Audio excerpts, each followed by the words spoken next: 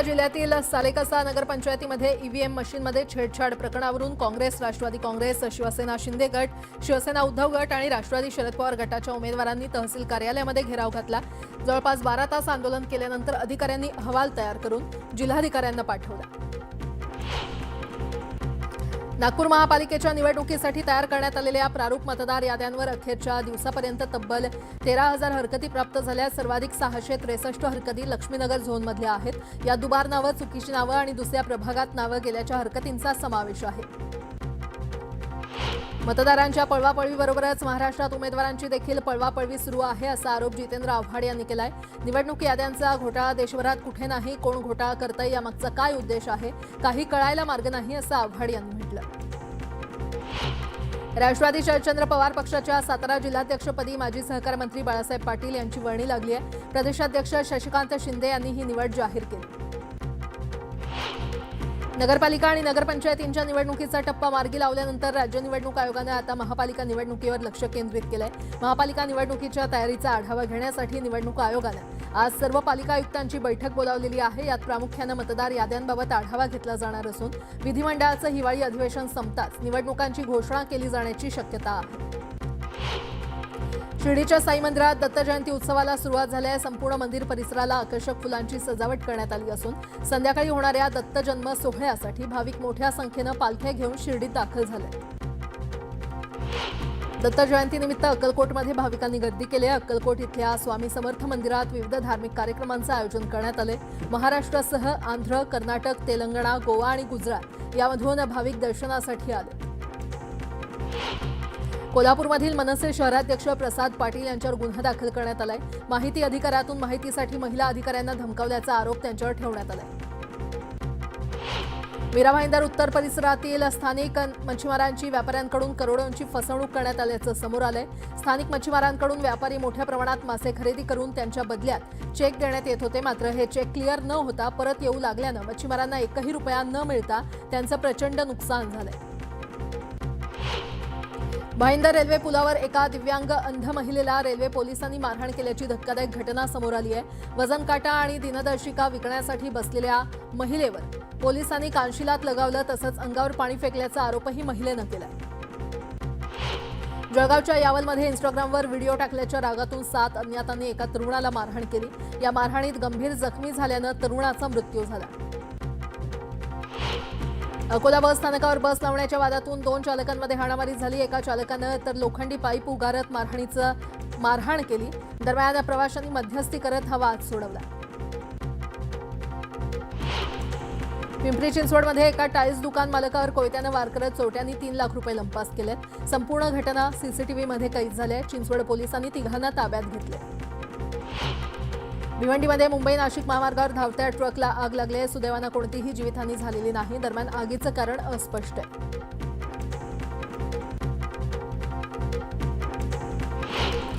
नवी मुंबई पोलिसांच्या अंमली पदार्थ विरोधी पथकानं बुधवारी मोठी कारवाई केली आहे। बेलापूर परिसरातून तब्बल 13,50,000 किमतीचे ड्रग्ज जप्त करण्यात आले आहेत। या प्रकरणी अंमली पदार्थ विरोधी पथकाकडून आणखी तपास सुरू असून या रॅकेटमागील इतर लोकांचा शोध सुरू आहे। महाराष्ट्रातील 2 महत्त्वाच्या आर्थिक आणि सांस्कृतिक केंद्रांना जोडणाऱ्या पुणे नाशिक हायस्पीड रेल्वे मार्गाच्या नव्या मार्गाला लवकरच हिरवा कंदील मिळणार आहे। या रेल्वेचा जुना GMRT मार्ग रद्द करण्यात आला असून आता ही रेल्वे नव्या पुणे चाकण औद्योगिक वसाहती मार्गे अहिल्यानगर, निंबळक, पुणतांबा, पिंपळगाव, साईनगर, शिर्डी आणि नाशिक या मार्गाने धावणार आहे। मुंबई शहरात हवा कुठल्या ठिकाणी किती खराब आहे याची अचूक माहिती आता मिळू शकणार आहे। IIT कानपूर आणि पालिकेच्या समन्वयातून मुंबईला लवकरच स्वतंत्र हवा गुणवत्ता निर्देशांक मोजण्याचं व्यासपीठ उपलब्ध होणार आहे। मानस असं या उपक्रमाचं नाव असून मुंबईतील हवेच्या गुणवत्तेची रिअल टाइम माहिती या माध्यमातून उपलब्ध होईल। मुंबई महानगर क्षेत्रामध्ये वायू प्रदूषण संबंधित नियमांचं उल्लंघन केल्याप्रकरणी महाराष्ट्र प्रदूषण नियंत्रण मंडळानं कारवाई केली असून 19 रेडीमिक्स कॉन्क्रीट म्हणजेच RMC प्लांट बंद केलेले आहेत। तसंच इतर काही उद्योगांवर आर्थिक दंड आणि इतर कडक उपाययोजना लागू करण्यात आल्या। मुंबई विद्यापीठाकडून प्राध्यापक, सहाय्यक प्राध्यापक पदांची भरती प्रक्रिया राबवण्यात येत असून विद्यापीठातील रिक्त पदांसाठी 3 डिसेंबरपर्यंत नोंदणीची मुभा दिली होती, मात्र मुंबई विद्यापीठानं अर्ज करण्यास 18 डिसेंबर रोजी संध्याकाळी 5 पर्यंत मुदतवाढ दिली आहे। मुंबईतील सर्वात वर्दळीच्या रस्त्यांपैकी एक असलेल्या LBS मार्ग आणि वांद्रे कुर्ला कॉम्प्लेक्स दरम्यान वाहतुकीची मोठी समस्या आहे. हा ताण कमी करण्यासाठी आणि वाहतूक सुरळीत करण्यासाठी LBS मार्ग BKC उड्डाण पूल कनेक्टर बांधला जातोय. या कनेक्टरचं काम 85% पूर्ण झालंय.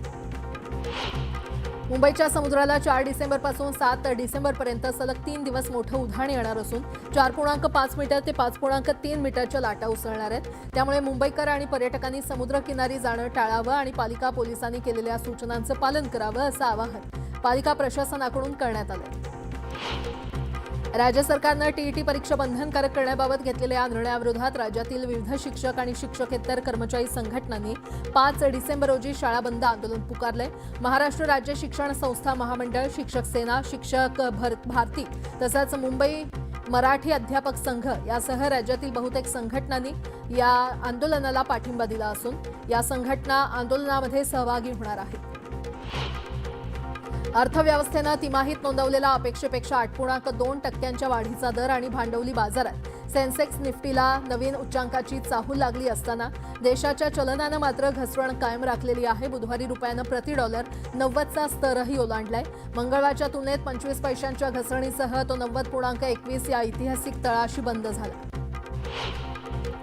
डॉक्टर बाबासाहेब आंबेडकर यांच्या 69व्या महापरिनिर्वाण दिनानिमित्त त्यांना अभिवादन करण्यासाठी दादरमधील चैत्यभूमीवर मोठ्या संख्येनं अनुयायी येण्याची शक्यता असून अनुयायांची गैरसोय होऊ नये यासाठी मुंबई महानगरपालिकेनं चैत्यभूमी, शिवाजी पार्क, डॉक्टर बाबासाहेब आंबेडकर यांचं निवासस्थान राजगृह यासह विविध ठिकाणी नागरी सेवा सुविधा उपलब्ध केल्या.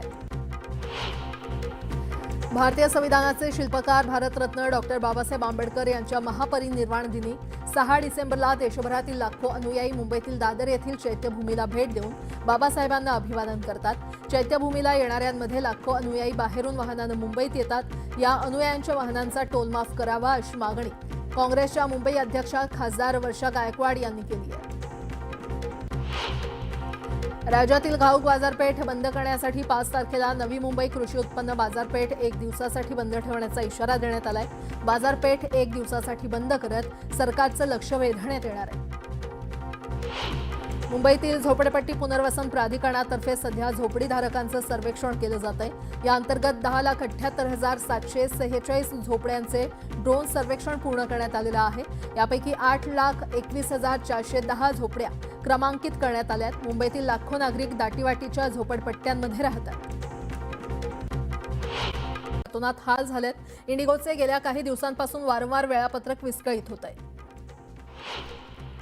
अमरावती मुंबई विमानसेवा 15 दिवसांसाठी बंद ठेवण्यात येणार आहे. दाट धुक्यामुळे प्राधिकरणानं हा निर्णय घेतलाय. हिंददी चादर श्री गुरु तेग बहादूर यांच्या 350व्या शहीदी समागम वर्षानिमित्त 7 डिसेंबर रोजी नागपूर इथे भव्य कार्यक्रम होणार आहे. त्यानिमित्त बोले सो निहाल सत श्री अकालचा जयघोष करत अकोला इथल्या गुरुद्वारा सिंग सभा इथून भव्य मोटारसायकल रॅलीचा शुभारंभ धर्माचे निशाण दाखवून करण्यात आला. रायगडमधील तळा शहरातील ऐतिहासिक तळगड असलेल्या किल्ल्यावर शिवकालीन गुप्त दरवाजा सापडलाय. हा गुप्त दरवाजा शोधण्यासाठी दुर्गरत्न प्रतिष्ठान महाराष्ट्र राज्य यांनी विशेष मेहनत घेतली. अभ्यासकांकडून गडाची माहिती आणि नकाशा घेत या प्रतिष्ठानच्या शिवभक्तांनी फावडे, टिकाव आणि पहारी हाती घेऊन हा गुप्त दरवाजा शोधून काढला. जळगाव जिल्ह्यासह शहरातील बाजारपेठांमध्ये पालेभाज्या आणि फळभाज्यांची मोठ्या प्रमाणात आवक वाढल्यानं भाज्यांच्या दरात लक्षणीय घट झाली आहे. त्यामुळे गृहिणींना काहीसा दिलासा मिळालाय. तर कोथिंबिरीची आवक घटली असून तिचा दर 50 रुपयांहून थेट 130 रुपये झालाय. दक्षिण कोकणची काशी म्हणून ओळखल्या जाणाऱ्या मालवणमधील अंगणेवाडी येथील श्रीदेवी भराडी मातेचा वार्षिक यात्रोत्सव 9 फेब्रुवारी 2026 रोजी होणार आहे. धार्मिक परंपरा जोपासत आंगणे ग्रामस्थांनी देवीला कौल लावून यात्रेची तिथी निश्चित केली आहे.